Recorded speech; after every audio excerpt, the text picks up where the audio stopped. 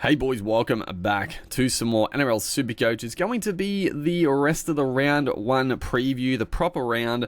Obviously, we had round 0, Vegas, first 2 games last week. We'll go through those scores quickly as well, obviously, because we have got them in. And then, yeah, we'll preview the rest of the round one, the rest of the 6 games on the ledger. I'm still a bit unsure, which is not ideal. We're pretty close to lockout, a bit over 6 hours before the Thursday night game, which is the Roosters taking on the Broncos. So quickly, let's have a quick squiz at how our players performed in the first 2 games. So Corey Horsburgh, very, very good, 61 points. I don't know. I know they did update the games very quickly. I feel like he might be missing a few points, though. I don't know.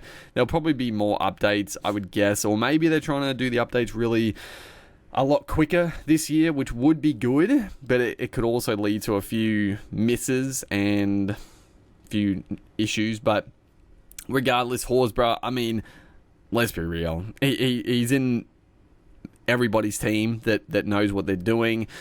He was sensational. I think he played the first 50 minutes straight.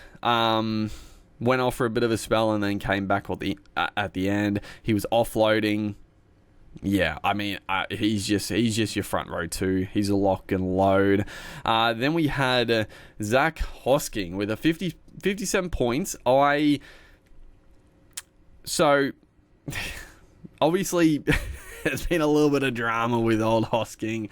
Has he been dudded a try assist? I don't know. I mean, obviously as an owner, I'm like, yeah, he was dudded. If I wasn't an owner, I'd be like, yeah, fair enough, play on. But I don't know. Like, obviously, I guess the interpretation they use now, you'd give it to Savage, but boy, oh boy, it's a bit of a rough one that he lost the try assist, but he still banged out 57 points. He still got some attacking stats for that beautiful pass. I think I'm pretty sure he would have got the line break assist. Did he? I don't know. But he still based really well. He looked good. Obviously, he didn't play the full 80. He probably played, what did he play, like 60, 65 minutes? So not ideal, but I guess at the end of the day, I mean, obviously I was hoping he would play the first 80 in round 1 from the get-go, but again, I wasn't banking on it just because he hasn't had any trials with coming in with that calf niggle, so he was going to be a bit underdone, but he looked great.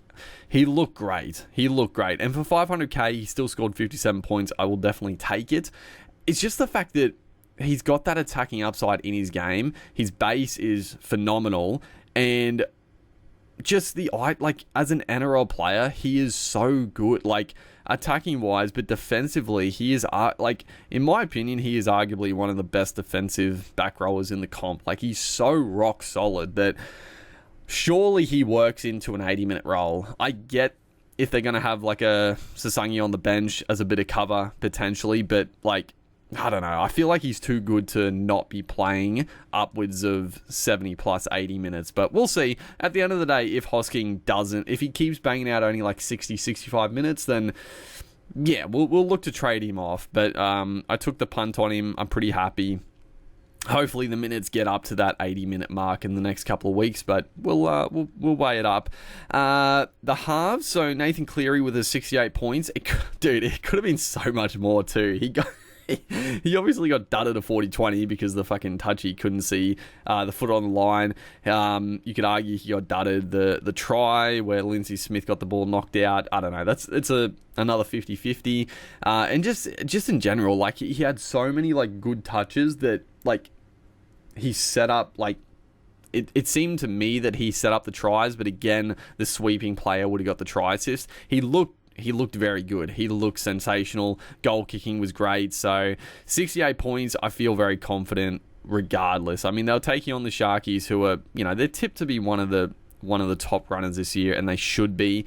The Sharks are a bit, I don't know. I tipped the Sharks to win this game, and I think they should have. Like, if they're being genuine for a potential title this year, the Sharks, I think this is a game that they should have won. With Penrith missing so many players, but Penrith did what they did. Defensively, very, very strong.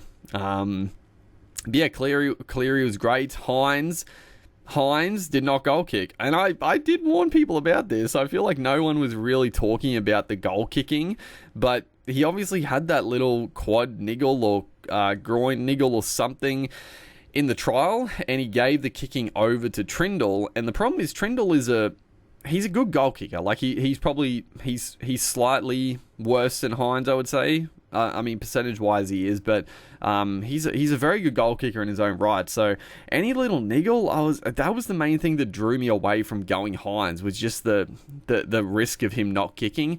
He didn't kick. He scored about 50 points. He did have a try assist in there as well. Granted, again, like Hines could have gone bigger. He had another very close try assist. I think it was who was it? Ueli that dropped the ball over the line. It was one of the big boppers that almost banged him another one. So again, I'm still very nervous not owning Hines because they've got a great draw and they took on the best defensive team in the league. So it is what it is. But without the goal kicking, obviously it's a lot safer. Lukey Metcalf. What can you say? Like the fact that, I mean, should have known the fact that Chanel Harris-Tavita was the halves pairing with Metcalf. I cannot wrap my fucking brain around what is going on. I don't understand why Tamara Mann wouldn't be in the halves, and I also can't understand why Metcalf is the 7. Like, why is Tamara Mann not the 7 and Metcalf the 6? Like, Metcalf's strongest attribute is his running game and just off the cuff type play. But trying to turn him into a halfback that controls the game, I don't get it. Like, you've got Tamari Martin there that can do the job. I don't know. It is what it is. So obviously Metcalf, he's on the chopping block. Obviously I'm going to give him another week, but yeah, we'll see. I mean, got tempted in by the Warriors because of their trial form, but before trials, I think most people were tipping the Warriors to have a bit of a rough season. And yeah, that game definitely did not sort of change the mind there. So it is what it is. And then our other pod play, Torpicki, 30 points. He's definitely on the chopping block as well. Not so much, like, I thought he looked fine. He did his job, but the fucking Warriors just did not go right. Oh my God, it was doing my head in, bro. All in the trials, they were going right beautifully. Leotawa onto Tuapiki was looking sensational, but come round 1, they fucking didn't get anything. It just kept going left, which is obviously great for Tuivasa-Sheck on the left side. It was great when Tuivasa-Sheck, he obviously took a run early and then Capel scored on his wing. I was like, oh, you beauty. But then, of course, they just kept peppering the left. I'm like, he's going to eventually cross, and he did. He bounced his way over Xavier Savage. So I was like, why are they just refuse to go right? So if that continues, then I think, yeah, Tuapiki is definitely on the chopping block. I loved him as a pod, and I still do. Like, his work rate was pretty good. He was tackle busting a few times, but just saw no quality ball. I also thought Leotawa was pretty rubbish. Like, there were a couple opportunities he could have got a pass away, but just didn't. So yeah, I don't know. Couple of issues early on, but it is what it is. It's round 1. It's going to happen. But let's go through the rest of the team as it stands. So you will notice I do have 300k in the bank. So I'm not going to hold 300k, but I'm not going to lie. There is a big temptation to actually hold a decent amount of money for trades because, yeah, there's a couple of interesting players that I wouldn't mind, but yeah, I just don't know where to spend the money at the moment. So at the moment, Sanders Smith still starting dummy half, and I've gone for Pete Mamazoulis. I'm still not sold on Mamazoulis, but at the end of the day, I think he's probably the most reliable out of the cheap dummy halves at the moment. I'm not too thrilled about like next week when Lewis Dodd potentially comes back and Humphreys goes to the bench. Every chance Mamazoulis gets less minutes, but I think I'm just going to lock Mamazoulis with definitely the notion that, yeah, we could be trading Mamazoulis to somebody else in a couple of weeks if it goes badly. But I don't know. I'm not too fussed. I think Hooker, I'm still gonna use as a bit of a dead position. Hopefully Sandon Smith can get a few attacking stats. Obviously it's not a great game against the Bronx this Thursday, but if he can just jag a bit of attack and get a few decent scores, it is what it is. Obviously Terrell May and Corey Horsburgh locked in. I've at the moment I've swung Nafahu White up to front row, and again at the moment I've gone for enough dual position front rower. I just it's the case of like, would I rather have enough dual front rower that I can swing around and he's not going to cause me any trouble, or do I take the punt on a fucking Royce Hunt or one of the other Couchman boys, one of the other cheaper front rowers that might make cash? They might not. They could just be a bit of an issue for me. So I'm a bit torn. I'm like, yeah, Royce Hunt could make 100k, but like, if he makes 100k in like a bunch of weeks, like, what are you going to do? Are you going to spend a lot of cash to upgrade him to someone good? Are you then going to nuff him out for 100k? Is that worth the trade? I don't know. At the moment, I'm sort of leaning towards going the nuff. Just, you don't need 4 front rowers. Like, it just, I don't know. This is what I'm leaning towards. I could change my mind and just take the punt on a Royce Hunt. Just hope he gets a couple of attacking stats early. But I don't know. We'll see. I've decided to. I've at the moment I've amped up the back row slightly. Obviously, Olukwatu locked, Hosking locked. I've gone from Kelma. Obviously, no Mitch Moses in the side. I'm completely off Kelma Tuolangi. If Moses was there, I would have taken the punt, and I would have kept Tuolangi.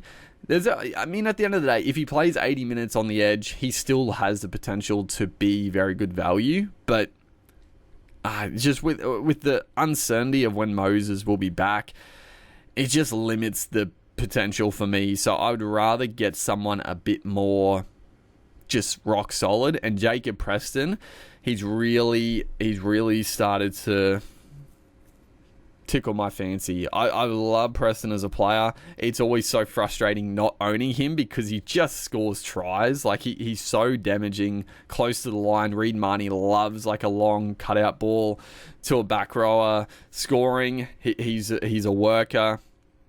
I love the idea of Preston. This one is still a little bit in flux because I'm still half tempted to go Connor Watson. I'm still very tempted to go Connor Watson instead of Preston because I think Connor Watson he's just going to have to do so much for the Roosters. I think he'll be very solid. There's every chance that Zach Docker-Clay is on the bench for Watson, but I think there's a very good chance that Zach Docker-Clay comes on at dummy half and Connor Watson would go to lock, especially now because Nat Butcher is now injured as well, so Sia Wong is starting. I think there's every chance Connor Watson then plays through the middle for more minutes, so I think he'll score very well.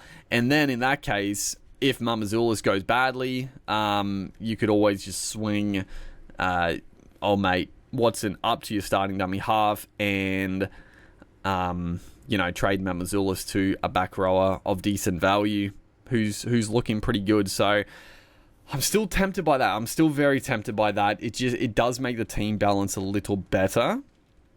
Alex Seyfarth has worked his way into the team. I just think, again, going for a bit more rock solidness for Seyfarth, I think he is.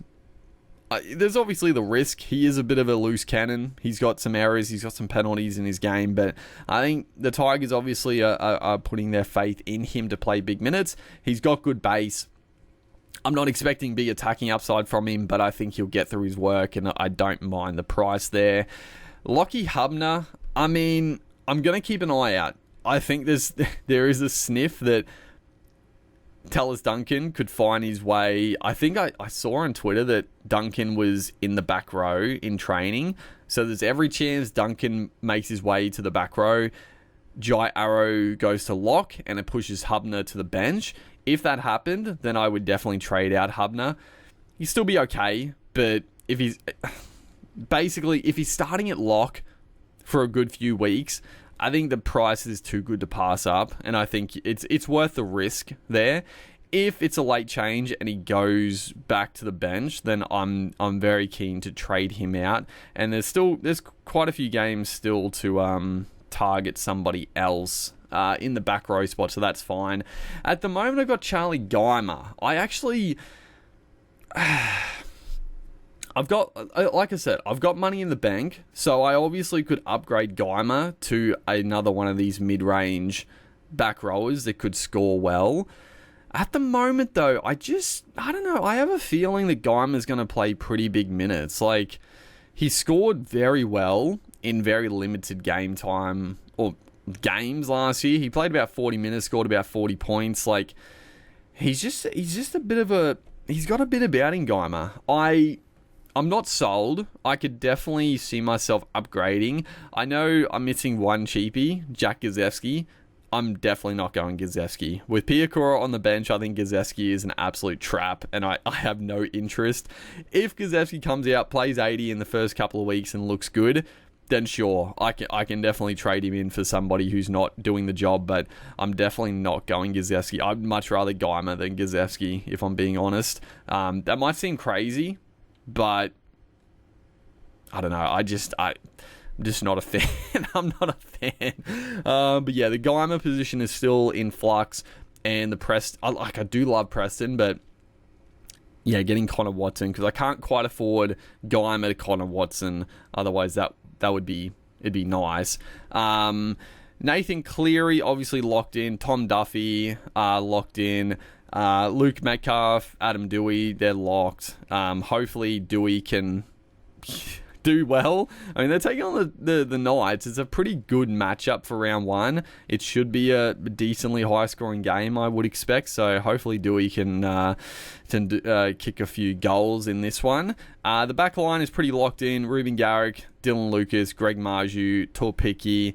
I've gone big. I have gone big in the centre wing, which I'm pretty happy with. Like, this is the thing with Torpicki. Again, if it doesn't work out in the first couple of weeks, yeah, bit of a shame. Took a punt, took a pod play, but there's plenty of options. Like, there's plenty of options to go to. Obviously, we do have, like, Tamale now, who killed it. There's every chance Tamale now keeps the spot long term.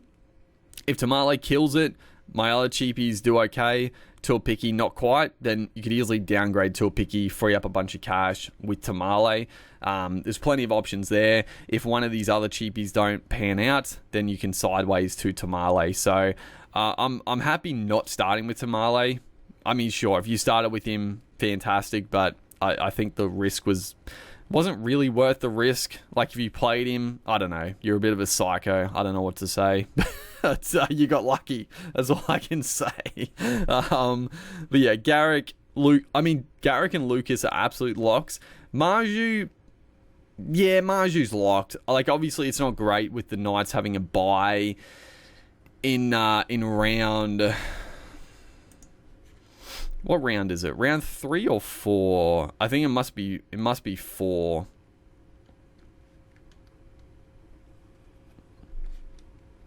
If it wants to load. That's right, you gotta go to season stats. I don't know why they changed all this. I was sort of getting used to it.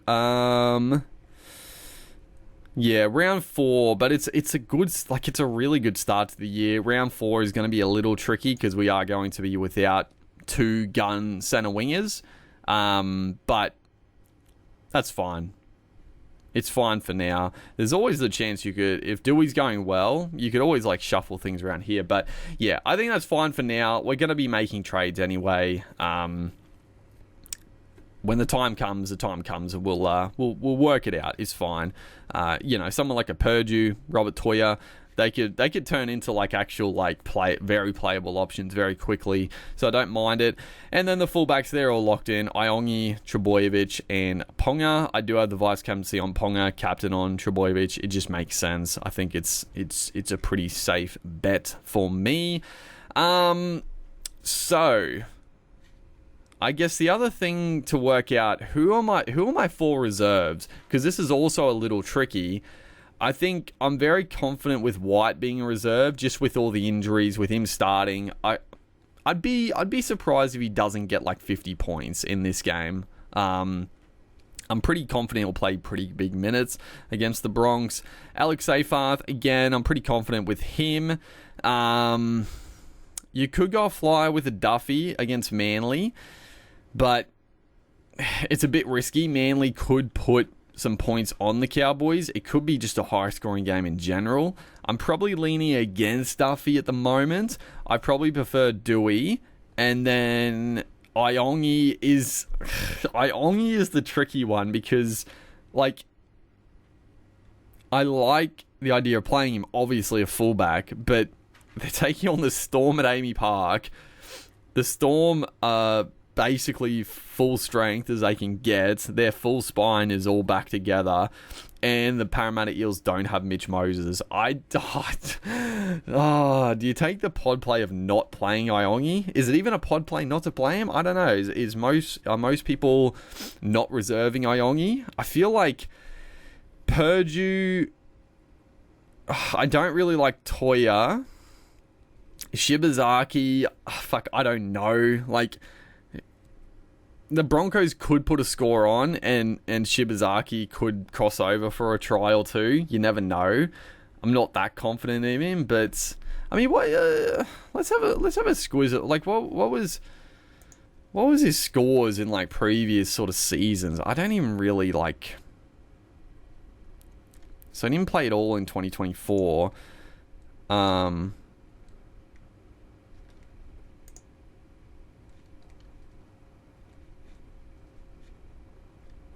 we really not have... What? Why do we not have the stats?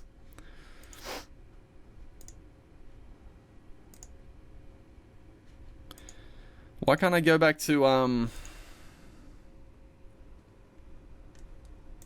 Why can't I go back to previous years? That's annoying. I feel like he's actually been like a somewhat decent scorer in previous years. Why can you not... Okay, that's very annoying. Oh well, it is what it is. I don't know who.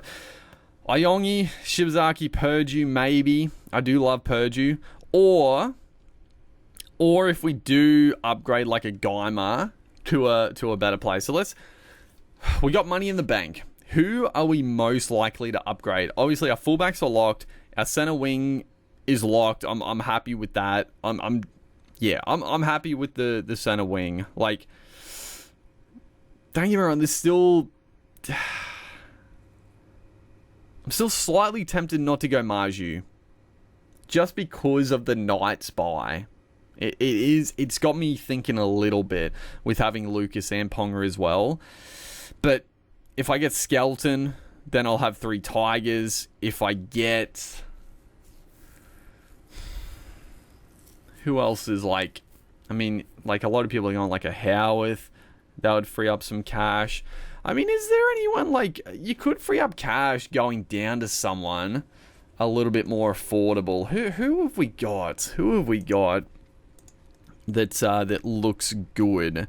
Because I'm still like... I don't know, Marju, I'm still not that sold on the Knights. Like, obviously he's going to have good base and that's great. But am I that sold? Obviously Isaiah Tass is on the wing. It's still tempting.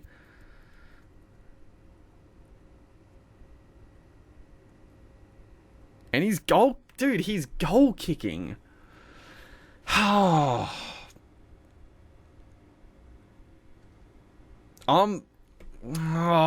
dude, is it crazy to take a punt on Isaiah Tass? No one's gonna go. I mean, 5% of people are going him. He's on the wing. He'll be on the... I'm pretty sure Munro plays on the right. So hopefully Tass would be on the left wing outside of Walker. Fuck, he's gonna goal kick.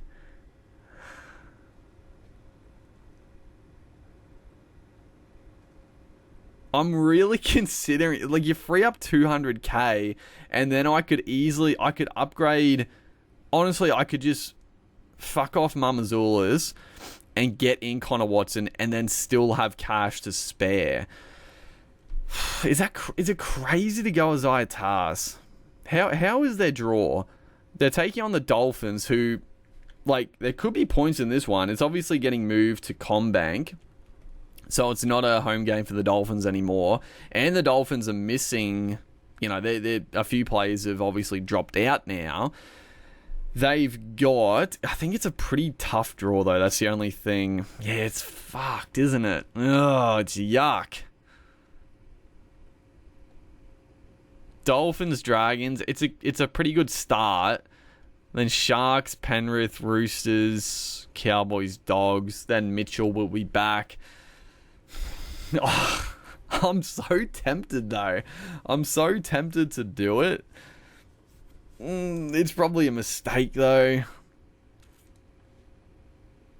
Can I see his previous years? I feel like he hasn't looked good in the trials, I'll be honest, which has thrown me around a bit because his trial form has been pretty dog shit.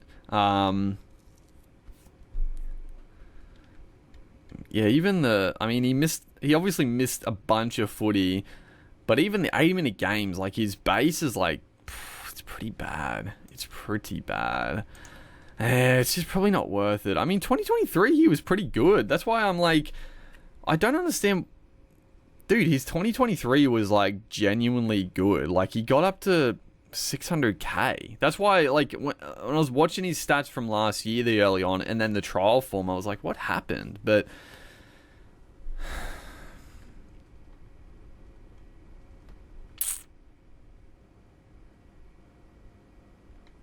I'm so tempted. I'm honestly so tempted if he's going to be outside of Cody Walker. He just has to score a try.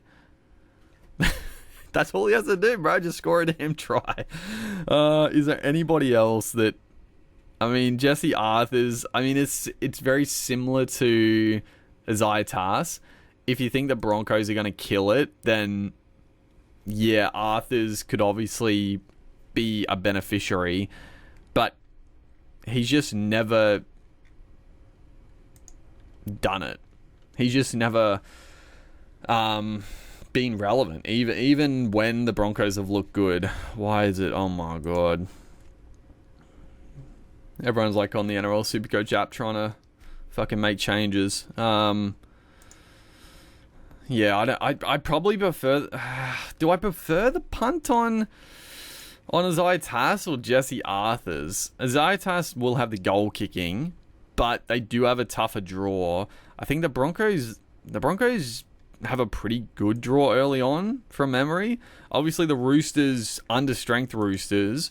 I'm still not I don't know. Being a Broncos fan for a while now, obviously, well, my whole life, but the last few years, I don't expect great things from the Bronx, so we'll see. Can it please just load, for Christ's sake? I just need to see the fucking stats. Oh my god. Actually, I wanted to see the draw mainly, because the stats are what they are. If he scores a try, even when he scores a try, he doesn't do that well. But Roosters, Canberra, Cowboys, Dolphins, Tigers, Roosters. It is a far better draw than Tass. Who else have we got? Junior Tupou, very interesting. Absolute pod play. I think I'd rather take the punt on a Tass, though. Ty Munro, again, I'd rather take a punt on Tass. Anybody else? I mean, Jack Howarth. You save 100k going Howarth from Greggy Marju.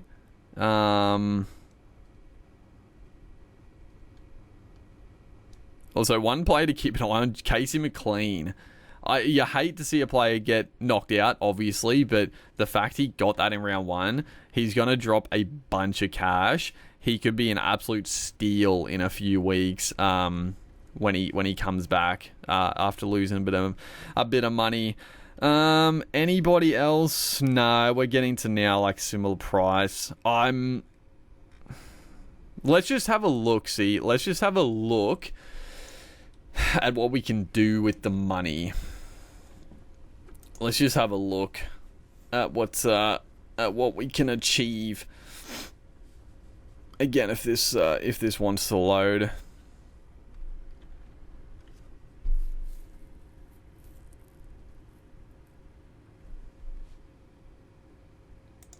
Uh-oh. Yeah, is right, bro. What are you doing to me? One thing we can definitely do, I think, well, okay, so you'll notice one change. I don't have Gula. And it's sort of like, do I get Gula or do I get Geimer? Obviously, Geimer is like 100k cheaper. I'm actually like, I'm pretty keen on Gula, but it's like, if Geimer's going to get similar points and similar minutes, I'd say Gula gets more minutes. He's probably the safer option. So I could definitely do it like this. Okay, we'll just do it like this. That's fine.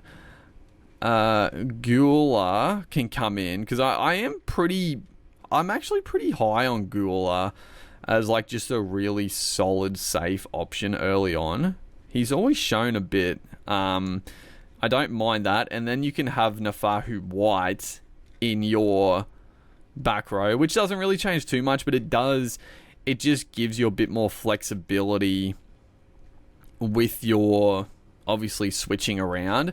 Obviously there's a Finifuyaki who was also tempting. It's just the fact that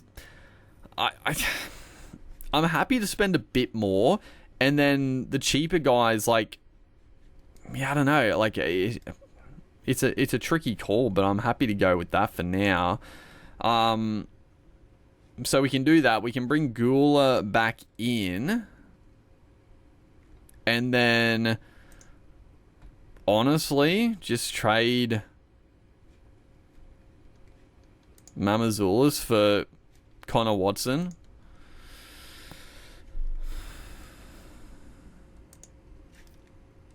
And then Connor Watson would obviously start over Sandon Smith, who I'd be much happier to play.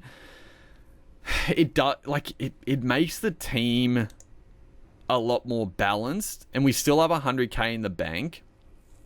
And we could even make that 200k if we went Gula down to Geimer again and put White up into the front row. It's just the fact, do I want to take that punt with Tass? Ugh, I don't know. It's just the lottery, dude. It's just the lottery. If Marju tries, he's obviously the right option to go. But I don't know. The fact that buy in round 4, save a couple 100k as I Tass goal kicking. Don't love it, but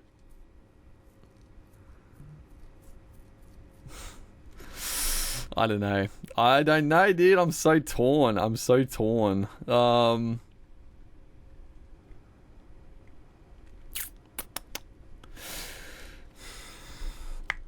It really solves the dummy half problem as well. It is the nice thing, because at the end of the day, like last year, having a really rock solid dummy half was really nice. Like getting like a solid 60 points every week was just nice. And you might be like, okay, yeah, the what's it called? The 18th player now does give you flexibility, but I've got fucking Metcalf. Everyone's going to have Metcalf in the team scoring 12 points, so it's like, do you really want to have another player like Sanders Smith or Mamazoulis scoring like fucking 20 as well? I don't know. Am I keen on Sanders Smith still? What is the Roosters draw like? Obviously, the Broncos should be tough. Should be a tough early game. New Zealand, Gold Coast, South, Broncos again. It's actually a pretty good... Like, a first month of footy is pretty good. Actually, no, Penrith in round 2. It's a pretty tough draw. They take on Broncos Penrith, and then Broncos Penrith again at round 6 and 7. Jesus Christ. Obviously 3 good games in between, but does that make up for 4 absolute shockers? Oh, I don't know. Do you really want to play Sandon Smith? I'm sort of, you know what? I'm sort of leaning towards this now. I like it quite a bit. And again, again, because Connor Watson's got the 2RF, at the end of the day, the other thing about this is that you've got two young absolute stars coming through. You've got Owen Paddy and Riley Smith for the Parramatta Eels. Both those guys you're obviously not going to start just because minutes are not going to be there. But there's every chance that down the line they could start getting more minutes. They could start, especially Riley Smith, I think, is probably a pretty good shout to start. So in that case, if one of those guys really sort of pokes their heads up, even if Mamazoulis looks really good for a couple of weeks, then yeah, you could swing Connor Watson down to 2RF, and yeah, one of these guys, I'm sure one of these guys, even like a Lockie Hubner, maybe he's not doing much, like the minutes are really not there. You could trade, like, spend a little bit of cash to go Hubner up to like a Mamazoulis or one of those cheapy guys that are looking good if you did want to do that. So I'm actually leaning towards this. I actually am. Obviously, it's still good value in the second row. I talked about I'm still keen, like Finifuyaki, I am still keen on, because I still believe that Max Plath will go to lock and Connolly Lemuelu will come on for Plath, but I don't mind Finny. Oh, dude, there's so many. Like, I could go Preston down to Finifuyaki. I mean, that saves like 300k. Because do I need to spend this much in the second row?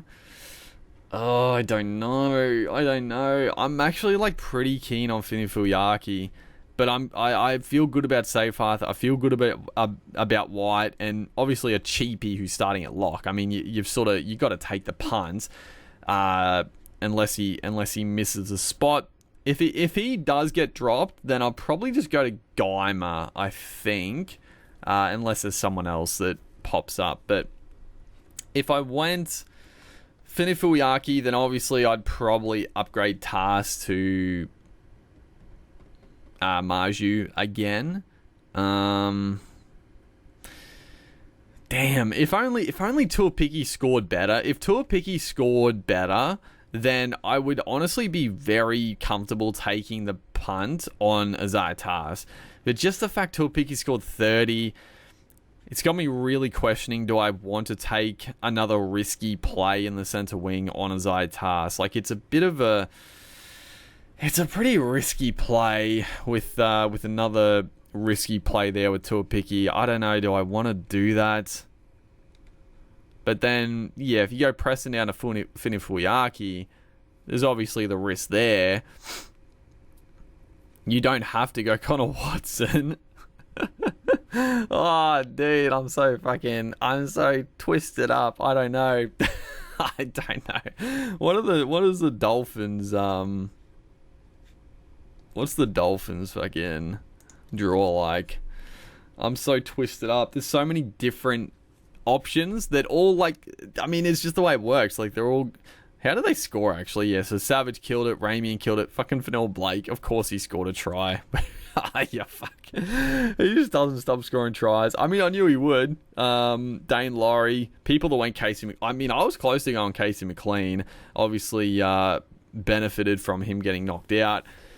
Chris Timoko, Edwards, Tuvashek with a 73 with a try. I mean, I would have rather gone Tuvashek with a 73, but I don't know, I'm still not sold. Lindsay Smith 73. I mean, he's the one guy. Like, if he plays those big minutes again next week, then it's going to be very, very hard not to try and get him in the team. Tamale 70. Yeah.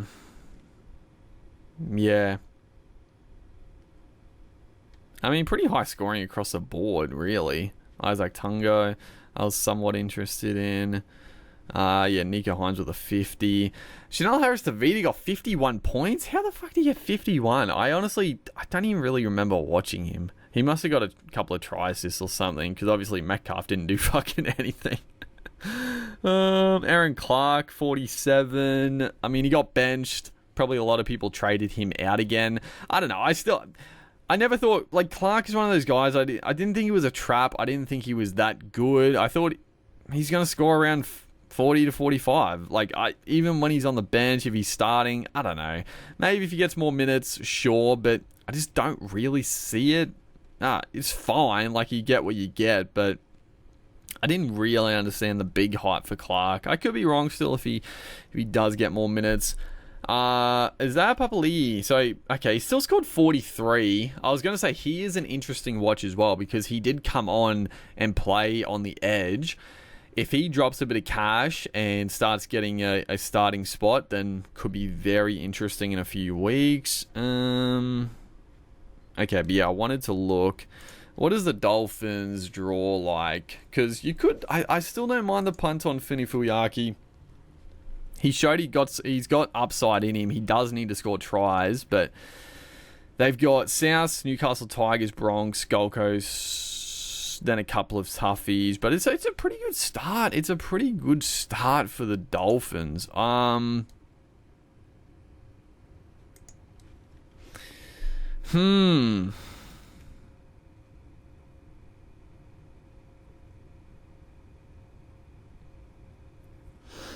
so torn. Now I'm like, okay, Preston down to Fuiaki. That frees up like 300k. I'd probably go Tass back up to Marju. I guess that's the question, right? Would you rather have Preston and Tass, or would you rather have Fuiaki and Marju? But then you throw on the fact that I could not go Connor Watson and I could have both of them.